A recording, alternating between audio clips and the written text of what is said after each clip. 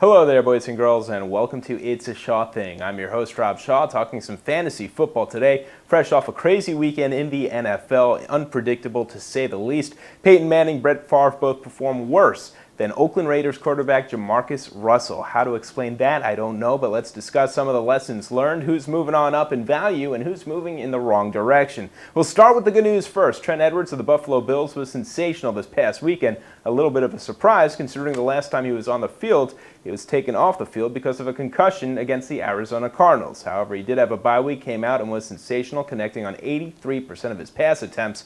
Good enough for 261 yards, a touchdown, and no interceptions. Now, one thing about this guy so far, incredibly consistent. He's got a good playmaker in Lee Evans, a good safety valve in Robert Royal, and Marshawn Lynch on the ground attack certainly does alleviate some of the pressure from the passing game.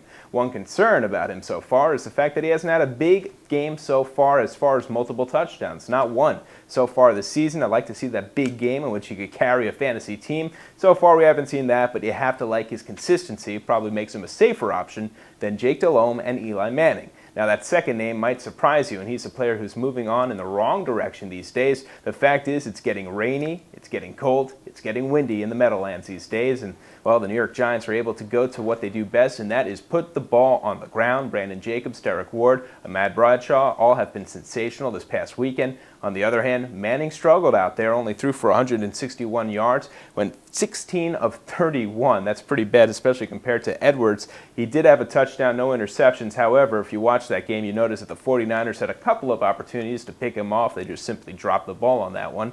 Well, Eli Manning is good, but he's not great when it comes to fantasy. He might be great in reality, but there's a difference between the two. Clutch, yes. Consistent, no, especially when the weather gets bad. So that being said, Eli Manning right now, a good player to cut your losses with. Next up, let's discuss your running backs. One player who's moving in the right direction, unfortunately, because of a mishap for his teammate, is Deuce McAllister. Reggie Bush had to leave this most recent game against Carolina early because of a knee injury. McAllister probably will get the brunt of the carries from here on out. This is a guy who did rush for 5.2 yards per carry at 47 rushing yards this most recent weekend. The fact is that he was overlooked early in the year. Now he's going to be relied upon rather heavily if we do find out that Bush is out. Now, Bush is undergoing some treatment. He's going to find out from Dr. James Andrews whether or not he's going to need some surgery in the event that he does. He might be out for a while, so McAllister could get 15 to 25 carries per week. Keep an eye on this guy. Might want to pick him up. He could be a very important part of that offense very shortly.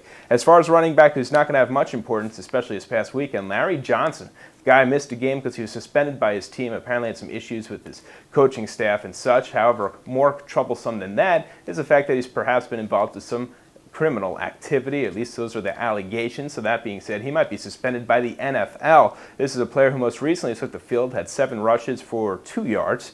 2 games before that had sensational performances. So inconsistent he is, but the bigger question is, will he be on the football field? You better prepare for him not to be. In the meantime, I can't give you any names for the Chiefs because honestly, those guys just haven't gotten the job done, whether it's with him or without him. That includes Smith and Charles most recently. Next up, let's discuss some of the wide receivers. One player who's been playing very well has to be Mike Furrey. Now, a lot of people figured Sean McDonald would be the name to know in Detroit once Roy Williams was traded, but the fact is it was Furrey who lined up in that starting spot. He had a sensational performance, 6 receptions, 89 yards. People almost forgot this guy, but just a couple of years ago had over 1,000 receiving yards in a season.